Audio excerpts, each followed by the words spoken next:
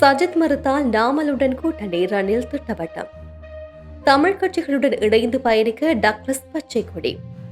அனுர தரப்புக்கு ஏற்பட்டுள்ள கடும் அச்சம், சடுதியாக சரிந்த வாக்கு வங்கி, அதிரடியாக குறைக்கப்பட்ட வரி, இந்தியாவிற்கு டிரம்பின் மகிழ்ச்சி அறிவிப்பு.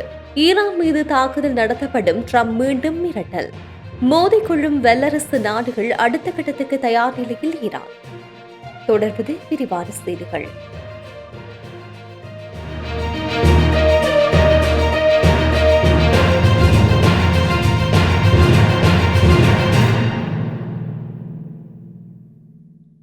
ஐக்கிய தேசிய கட்சி மற்றும் ஐக்கிய மக்கள் சக்தி ஆகிய இரு கட்சிகளையும் மீண்டும் இணைப்பதற்கான பேச்சுவார்த்தைகள் தோல்வியடைந்தால் அதற்கு மாற்றாக ஸ்ரீலங்கா பொதுஜன பெரமுனவின் தேசிய அமைப்பாளர் நாடாளுமன்ற உறுப்பினர் நாமல் ராஜபக்சவுடன் கூட்டணி அமைக்க ஐக்கிய தேசிய கட்சியில் இருந்தே ஒரு விசேட திட்டம் முன்வைக்கப்பட்டுள்ளதாக தகவல்கள் வெளியாகியுள்ளது. ஐக்கிய தேசிய கட்சி மற்றும் ஐக்கிய மக்கள் சக்திக்கு இடையிலான அரசியல் கூட்டணி முறிந்தால் கட்சி அத்தகைய அரசியல் தீர்மானத்தை நோக்கி தள்ளப்படும் ஒரு வலுவான போக்கு காணப்படுவதாக கட்சியின் உள்ளக வட்டாரங்கள் தெரிவிக்கின்றன. முன்னாள் ஜனாதிபதி ரணில் விக்ரமசிங்கவுக்கும் நாமல் ராஜபக்சவுக்கும் இடையிலான வலுவான நட்பு மற்றும் பரஸ்பர நல்லெண்ணம் காரணமாக இதுபோன்ற ஒரு பரந்த கூட்டணியை உருவாக்குவதில் ஒரு தரப்பிலிருந்தும் எந்த எதிர்ப்பும் இருக்காது என பல நம்பிக்கை வெளியிட்டுள்ளனர்.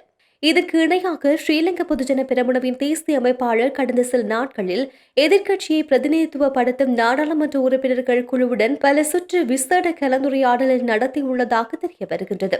ஐக்கிய தேசிய கட்சியும் ஐக்கிய மக்கள் சக்தியும் இணைக்கும் நோக்கில் கலந்துரையாடல்கள் நடந்து வருவதால் இரு கட்சிகளின் ஆதரவாளர்களும் கலந்துரையாடல்கள் இன்னும் வெற்றி பெறவில்லை என்று அரசியல் ஆர்வலர்கள் சுட்டிக்காட்டியுள்ளனர்.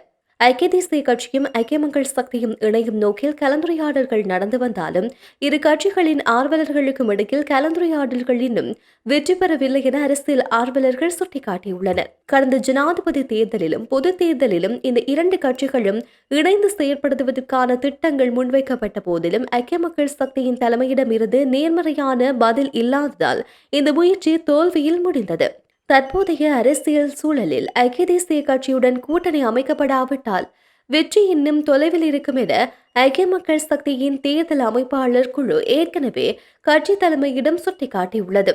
கட்சிகளின் இணைப்பு தொடர்பாக ஐக்கிய தேசிய கட்சியின் செயற்குழு ஒரு விசேட முன்மொழிவை ஐக்கிய மக்கள் சக்திக்கு அனுப்பியிருந்தாலும் இதுவரை இந்த அதிகாரப்பூர்வ பதிலும் கிடைக்கவில்லை என தெரிவிக்கப்படுகின்றமை குறிப்பிடத்தக்கது. இணைந்து பயணிக்க தமிழ் கட்சிகளிடமிருந்து அழைப்பு வந்தால் அதை சாதகமாக பரிசீலிப்பதற்கு தயாராக இருப்பதாக ஈழ மக்கள் ஜனநாயக கட்சியின் தலைவரும் முன்னாள் அமைச்சருமான டக்ளஸ் தேவானந்தா தெரிவித்துள்ளார்.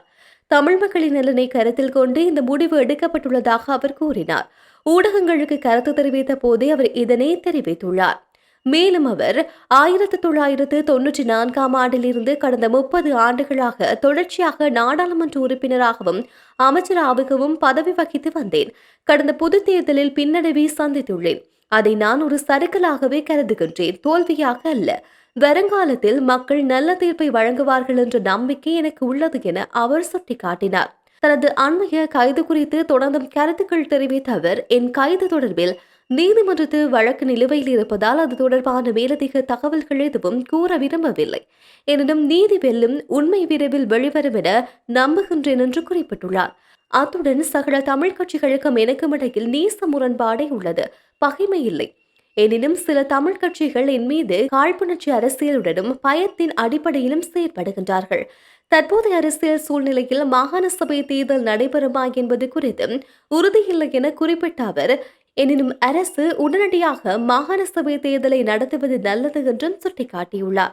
இதேவேளை எனது கட்சியை மேலும் செழுமைப்படுத்தி வலுப்படுத்தி முன்னோக்கி கொண்டு செல்வது எனது பிரதான நோக்கம் என டக்ளஸ் தேவானந்தா குறிப்பிட்டுள்ளார்.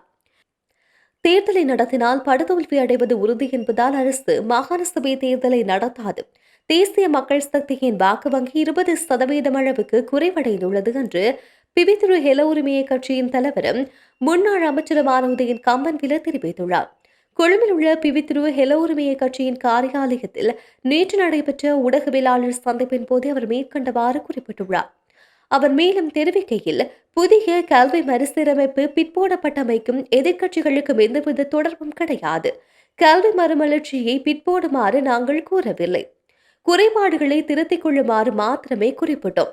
பாடத்திட்டம் தயாரிக்கும் போது தோற்றம் பெற்ற குறைபாடுகள் மற்றும் தொழில்நுட்ப சிக்கல்களினால் புதிய கல்விக் கொள்கை 2027ஆம் ஆண்டு வரை பிற்போடப்பட்டுள்ளது என்றும் ஜனாதிபதி குறிப்பிடுகின்றார். ஆனால் கல்வி மறுசீரமைப்பை நடைமுறைப்படுத்துவதாக பிரதமர் குறிப்பிடுகின்றார். மக்கள் விடுதலை முன்னணியின் காரியாலயத்தின் தீர்மானத்துக்கு எதிராக ஜனாதிபதி செயற்படுவதால் ஜனாதிபதியின் அறிவிப்புகளை கவனத்தில் கொள்ள வேண்டும் என்று அக்கட்சியின் சிரேஷ்ட உறுப்பினர் ஆளும் கட்சியின் உறுப்பினர்களுக்கு தெரிவித்துள்ளார் என்றும் அறிய முடிகின்றது. ஆட்சிக்கு வந்தவுடன் மாகாண சபை தேர்தலை நடத்துவதாக அரசு குறிப்பிட்டது. ஆனால் 1.5 ஆண்டுகள் நிறைவடைந்துள்ள போதிலும் மாகாண சபை தேர்தல் குறித்து முன்னேற்றகரமான எந்தவித தீர்மானங்களும் எடுக்கப்படவில்லை. மாகாண சபை தேர்தலை நடத்தினால் படுதோல்வி அடைவோம் என்பதை அரசு நன்கு அறியும். அதனால் தேர்தலை நடத்தாது அரசின் வாக்கு வங்கி 20% குறைந்துள்ளது என்றும் குறிப்பிட்டுள்ளார். இந்தியாவிலிருந்து இறக்குமதி செய்யப்படும் பொருட்களுக்கான வரி விதிப்பை அமெரிக்கா 25%-இருந்து 18% குறைக்க உள்ளதாக அமெரிக்க ஜனாதிபதி டொனால்ட் ட்ரம்ப் அறிவித்துள்ளார். ட்ரூத் சோஷியல் தளத்தில் பதிவிட்டுள்ள பதிவில் ட்ரம்ப் இதனை தெரிவித்துள்ளார். அதில் அவர் மேலும் குறிப்பிடுகையில், இந்திய பிரதமர் நரேந்திர மோடியுடன் வர்த்தக ஒப்பந்தம் ஒன்றுக்கு தான் இணக்கம் தெரிவித்துள்ளதாக ட்ரம்ப் தெரிவித்துள்ளார். இந்தியா தனது வர்த்தக தடைகளை 0 குறைக்கும் என்றும் ரஷ்யாவிலிருந்து எண்ணெய் வாங்குவதை நிறுத்தும் என்றும் குறிப்பிட்டுள்ளார். ரஷ்யாவிடமிருந்து எண்ணெய் வாங்குவதை நிறுத்த மறுத்ததற்காக டெல்லி மீது விதிக்கப்பட்டிருந்த கூடுதல் 25% வரி அபராதம் நீக்கப்படும். இந்தியாவிற்கு 25% பரஸ்பர வரி மற்றும் கூடுதல் வரி 25% என மொத்தம் 50% வரி விதித்தது அமெரிக்கா. இந்த நிலையில் தற்போது பரஸ்பர வரியை 18% குறைத்துள்ளது. சுமார் 20 ஆண்டுகளாக அவ்வப்போது நடைபெற்று வந்த பேச்சுவார்த்தைகளின் முடிவில் இந்தியா மற்றும் ஐரோப்பிய ஒன்றியம் ஒரு மைல்கல் வர்த்தக ஒப்பந்தத்தை அறிவித்த ஒரு வாரத்துக்குள் இந்த அறிவிப்பு வெளியாகியுள்ளது. அமெரிக்காவுடன் உடன்பாடு எட்டப்பட்டதில் தாம் மகிழ்ச்சி அடைவதாக இந்திய பிரதமர் மோடி எக்ஸ் தளத்தில் குறிப்பிட்டிருக்கின்றார். புதிய அணு ஒப்பந்தத்திற்கான பேச்சுவார்த்தைக்கு வராவிட்டால் ஈரான் மீது தாக்குதல் நடத்தப்படும் என அமெரிக்க ஜனாதிபதி டொனால்ட் ட்ரம்ப் மீண்டும் எச்சரிக்கை விடுத்துள்ளார். இதற்கிடையில் மத்திய கிழக்கு பகுதியில் அமெரிக்க படைகள் பல நாட்கள் நீடிக்கும் விமான ராணுவ பயிற்சிகளை மேற்கொண்டு வருகின்றனர். இந்த பயிற்சிகள் அவசர சூழல் படையினரை விரைவாக அனுப்புதல் மற்றும் குறைந்த வளங்களுடன் தாக்குதல் நடவடிக்கைகளை நடத்தும் திறனை மேம்படுத்துவதற்காக நடத்தப்படுவதாக கூறப்படுகின்றது. ஈரானில் நடைபெற்ற அரசு எதிர்ப்பு போராட்டங்களை கடுமையாக அடக்குவதை அடுத்து கடந்த வாரம் விடுத்த மிரட்டலை ட்ரம்ப் மீண்டும் நினைவூட்டியுள்ளார். இந்த நிலையில் நியாயமான மற்றும் சமமான அணு ஒப்பந்தத்திற்காக ஈரான் பேச்சுவார்த்தைக்கு வர வேண்டும் என்றும், இல்லையெனில் கடந்த ஆண்டு நடந்த தாக்குதலை விட கடுமையான நடவடிக்கைகள் எடுக்கப்படும் என்றும் அவர் எச்சரித்துள்ளார். நேரம் விரைவாக முடிந்து வருகின்றது என்று ட்ரம்ப் ட்ரூத் சோஷியல் தளத்தில் பதிவிட்டுள்ளார். இதனால் அமெரிக்க ஈரானிடையே பதற்றம் மேலும் அதிகரித்துள்ளது. அமெரிக்காவுடனான அணுசக்தி தொடர்பான பேச்சுவார்த்தைகளை மீண்டும் தொடங்குவதற்கான முனைப்புகளில் விரைவில் முன்னேற்றம் ஏற்படும் என ஈரான் தெரிவித்துள்ளது. இதேவேளை ஈரானிய ஜனாதிபதி மசூத் பெசாக்கியா இந்த பேச்சுவார்த்தைகளை மீண்டும் உயிர்ப்பிக்க உத்தரவிட்டுள்ளதாக உறுதிப்படுத்தப்படாத தகவல்கள் வெளியாகியுள்ளன. அமெரிக்காவுடனான நிலவும் பதற்றத்தை குறைப்பதற்காக பிராந்திய நாடுகள் முன்வைத்துள்ள பல ராஜதந்திர முயற்சிகளை ஈரான் ஆய்வு செய்து வருவதாக தெரிவித்துள்ளது. மேலும் பேச்சுவார்த்தைகள் தொடங்குவதற்கான ஒரு கட்டமைப்பு எதிர்வரும் நாட்களில் உருவாகும் என நம்பிக்கை வெளியிடப்பட்டுள்ளது. இந்த அறிவிப்பு ஈரான் மற்றும் அமெரிக்கா இருதரப்பும் ராணுவ நடவடிக்கைகளை அச்சுறுத்தலில் இருந்து பின்வாங்கும் போக்கை காட்டும் சூழல் வெளியாகியுள்ளது. ஜனவரி மாதம் ஈரானில் நடந்த பெரும் போராட்டங்களை அரசு கடுமையாக அடக்கியதை அடுத்து அமெரிக்க ஜனாதிபதி டொனால்ட் ட்ரம்ப் மத்திய கிழக்கு பகுதிகளில் போர்க்கப்பலை அனுப்பியிருந்தார்.